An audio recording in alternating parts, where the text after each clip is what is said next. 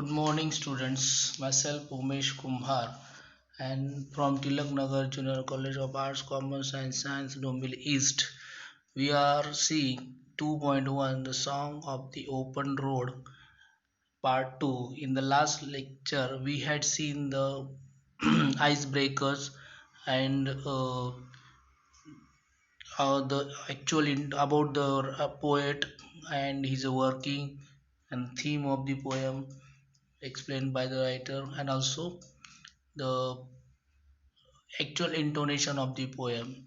Now in this lecture we will see the line to line explanation of the poem and paraphrase and figure of speech of the poem. So let's start our journey again. Song of the Open Road. Afoot and light-hearted, I take to the open road. Healthy, free, the world before me, the long brown path before me, leading wherever I choose. So meaning of afoot is on foot means walking.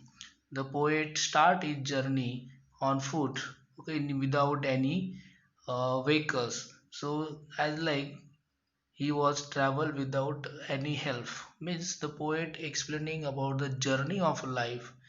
Okay, he not talking about the common walking on the road. He talking about the journey of life we have to start, and he started his journey now from on foot and light hearted, that means cheerful, carefree, and without any tension. He did not want to bother in any tension or any relations. That was also explaining further. पण तू इथं तो म्हणतो की मी स्वतः माझ्या पायांनी किंवा वॉकिंगने मी चालू केलं जर्नी, आणि लाईट हार्टेडली, कोणत्या प्रकारचं टेन्शन न घेता, विदाऊट एनी केअर, आणि चेअरफुल, आनंदाने मी तो त्याची जर्नी त्याने काय सुरू केली आहे. Take to means begin on the open road. Okay, open road का म्हटलंय की the where is the road is going he doesn't know. बरोबर आहे. आणि पुढे म्हणतो तो जे ही हॅव कॉन्फिडन्स. पुढे काय म्हणतो की healthy, free, the world before मी. आणि आता याच्या पुढे माझं जग कसं असणार आहे, हेल्दी. ते कसं असणार आहे, where is free, without any bounds, the world before me. The long brown path before me. Brown path म्हणजे bare land. In the picture you can see the bare land. आता त्या या जर्नीवरती त्याला जे लोक भेटणार आहे किंवा जी प्रवास असणार आहे तो कसा असणार आहे, ब्राऊन पाथ असणार आहे, बेअर लँड असणार आहे. आणि हे सगळं त्याला चांगलं करत जायचं आहे, because it doesn't know what is a present in the future. Okay, brown path before me, leading wherever I choose.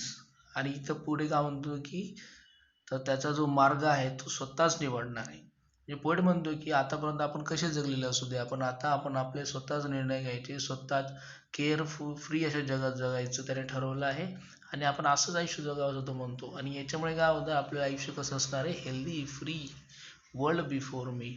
आणि आपला जो पाथ आहे तो कसा असणार आहे, बेअर लँड म्हणजे नापीक अशा प्रकारचा. तर त्याला आपल्याला सुंदर असं फॉरेस्ट किंवा आपल्याला चांगलं बनवायचं आहे. ओके, आणि तुमचा मार्ग तुम्हीच निवडणार. कोणतं की माझा मार्ग मीच निवडणार, म्हणजे आपण आपल्या आयुष्याचा मार्ग स्वतःच निवडला पाहिजे असं पोएट सुचवतो. हेन्स फोर्थ म्हणजे फ्रॉम दिस टाइम ऑन. मग आतापासून यापुढे I ask not good Fortune. आपण कधीही म्हटलं नाही पाहिजे की सगळं नशिबाचा खेळ आहे. आपलंच नशीब आपण करतो. पुढे तर म्हणतो I am good Fortune.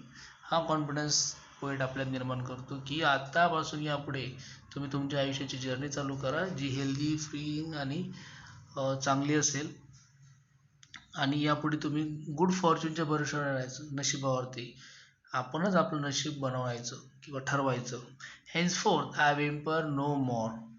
Whimper means make a series of low, weak, sad.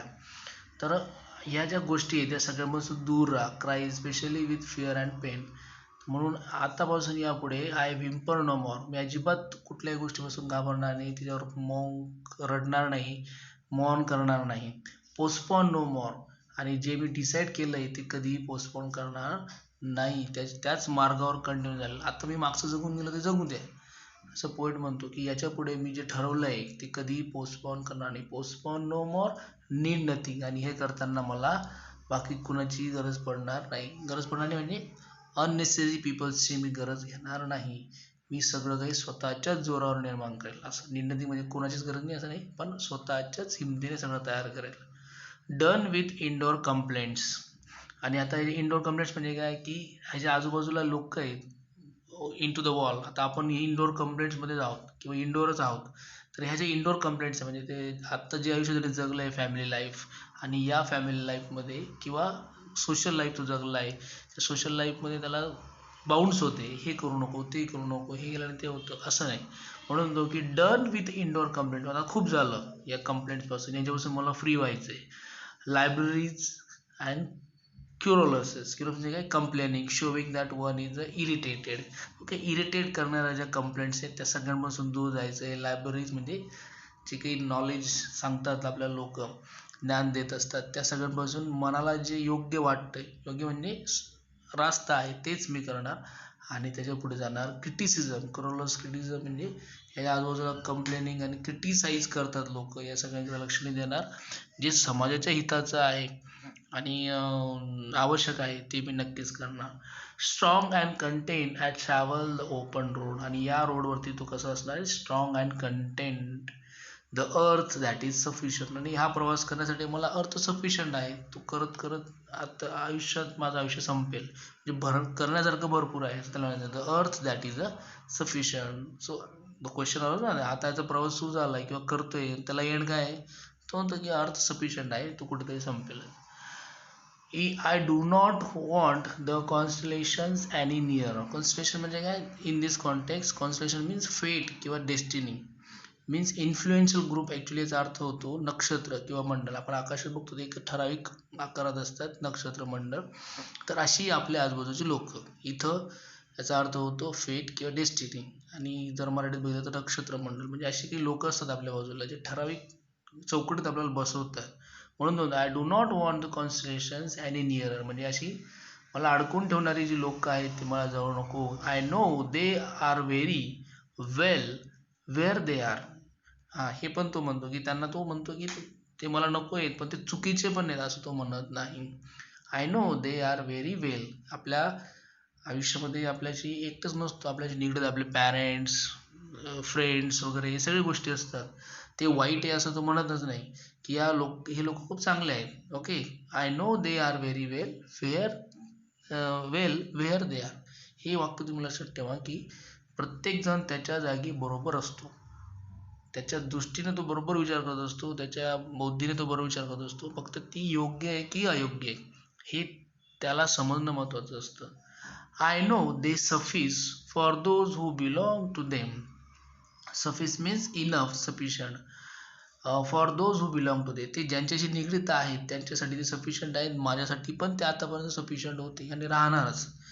आता इथं तुम्ही महत्त्वाचं बघाल की तो याबद्दल रिलेशन्सबद्दल बोलतोय. मित्र, फॅमिली, रिलेशन्स, रिलेटिव्स या सगळ्यांबद्दल तो बोलतोय. ही सगळी लोकांपासून मला लांब जायचं आहे, पण ती वाईट आहेत असं पण नाही.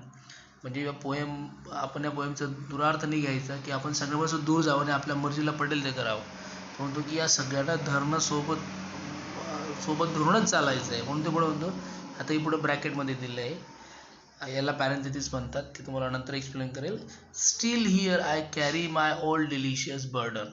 आता ओल्ड डिलिशियस बर्डन म्हणजे आपण मगाशी ज्या व्यक्तींबद्दल बोलतोय तेच, म्हणजे काय, स्वीट मेमरीज ऑफ पास्ट.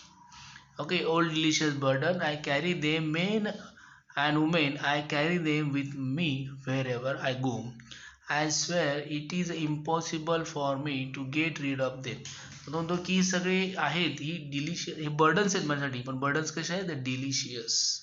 म्हणून आपण किती मोठे झालो, किती मोठ्या जर्नीज आपण कंप्लीट केल्या, तरी आपण आपल्या पास्टला विसरायचं नाही. ज्यांच्यामुळे आपण हे जग बघतो आहोत, आपले पॅरेंट्स, रिलेटिव्स वगैरे, सगळ्यांना धरून आपण पुढे जायचं असतं. शिक्षक, friends, school friends, college teachers, school teachers, अशा प्रकारे सगळ्यांना आपण लक्षात ठेवा की त्यांच्यामुळे आपल्या आयुष्यातली एक एक पायरी, दिवस आपण घडवलेला आहे. म्हणून still here I carry my old delicious burdens, I carry they men and women, I carry them with me wherever I go. I swear it is impossible for me to get rid of them. To get rid of them म्हणजे to take action so as to be free of. यांच्यापासून मी free होऊ शकत नाही. I swear it is impossible for me. ते खरंच आहे, याच्यापासून तुम्ही दूर जाऊ शकतच नाही. I am feel with them, I will feel them in a return. आता हे ब्रॅकेटमध्ये म्हणजे ही सगळं तो अज्युम करून पुढे जाणार आहे. म्हणजे त्याला तो टाकून देतोय किंवा पूर्णपणे सोडून देतोय असं नाही. ज्यात आपण आजच्या काळात बघतो आहोत, स्वतःच्या आई वडिलांना सुद्धा लोकांना यशाच्या मागे किंवा या भौतिक जगाच्या मागे जात असताना ते त्यांना सोडतात. ते चुकीचं आहे. तो म्हणतो की या हे बर्डन आहे माझ्यासाठी आहेत, पण त्यांच्यासोबतच मला चालायचं आहे आणि त्यांना पण कम्प्लीट करायचं आहे. Okay, and I will feel them in return. So in this way, this is starting of the poem. If you like to read the poem, you have to read the whole poem, The Grass. Okay, so Walt Whitman. In this way, now discuss about the appreciation of the poem. The title of the poem. The title of the poem is very significant, as Whitman has used the word song with a definite purpose, that he enjoyed to travel on the open road without any tension and worries of past, present and future, and face the life without any complaint against his life. The poet wishes to move ahead on the road of life with his own will and goodness. The song of the open road also indicates freedom. तर या पोएममध्ये तुम्हाला freedom हे दिसेल. पॅराफ्रेज of the poem वगैरे हे सगळं आपण याच्यात बघून घेऊया.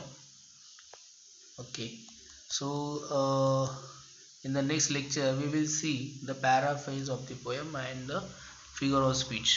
Thank you.